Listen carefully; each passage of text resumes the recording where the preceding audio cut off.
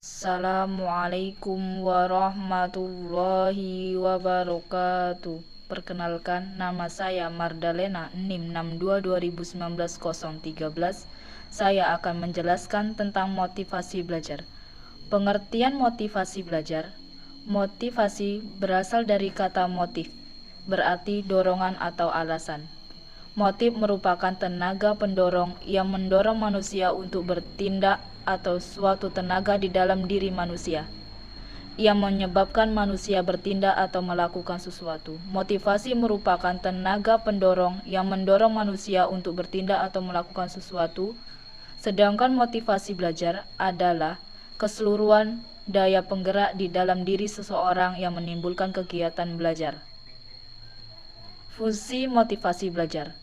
1. Sebagai pendorong untuk berbuat sesuatu dari setiap aktivitas yang dilakukan. 2.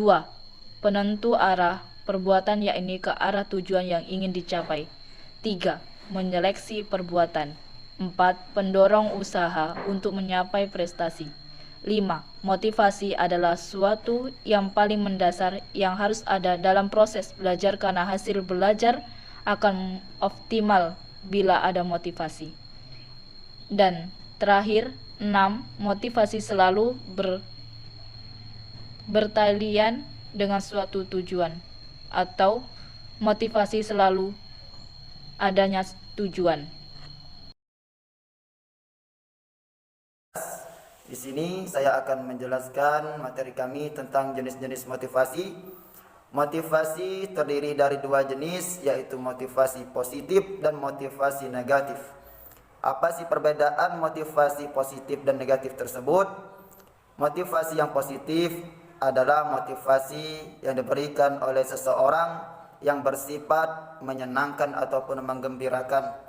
Seperti contoh, kalau di dalam suatu pekerjaan kantoran, seperti diberikan gaji, jaminan hari tua, jaminan kesehatan, itu kalau dalam rangka pekerjaan. Namun dalam pembelajaran, seperti contoh seorang guru yang memberikan hadiah terhadap anak muridnya yang mampu menyelesaikan pekerjaan tugas dan meraih prestasi yang besar.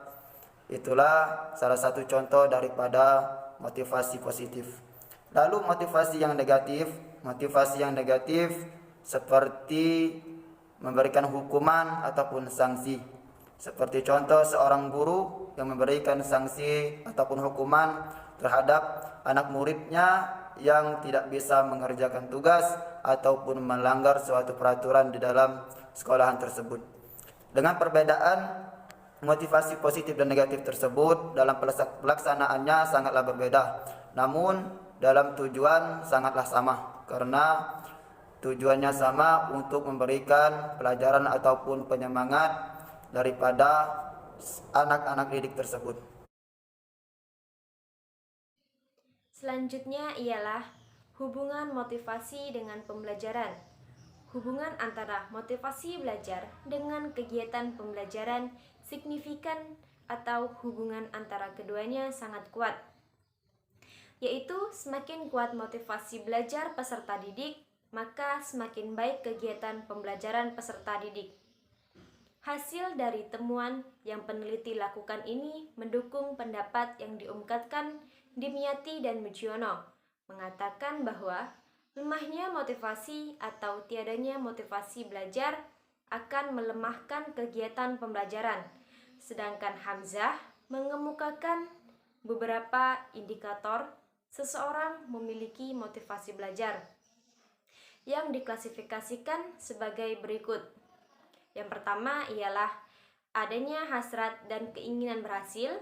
Yang kedua, adanya dorongan dan kebutuhan dalam belajar, adanya harapan dan cita-cita masa depan, adanya penghargaan dalam pembelajaran, adanya kegiatan yang menarik dalam belajar, yang terakhir, adanya lingkungan belajar yang kondusif, sehingga memungkinkan seseorang siswa dapat belajar dengan baik. Selanjutnya ialah perspektif tentang motivasi. Perspektif psikologi menjelaskan motivasi dengan cara yang berbeda, berdasarkan perspektif yang berbeda pula. Ada 4 perspektif, yaitu behavioral, humanistik, kognitif, dan sosial. Yang pertama ialah perspektif behavioral, menekankan imbalan dan hukuman eksternal sebagai kunci dalam menentukan motivasi murid. Insentif adalah peristiwa atau stimuli positif atau negatif yang dapat memotivasi perilaku murid.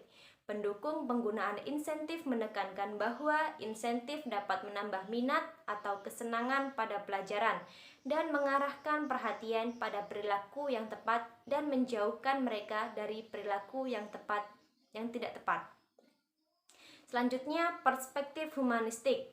Perspektif humanistik menekankan pada kapasitas murid untuk mengembangkan kepribadian, kebebasan untuk memilih nasib mereka.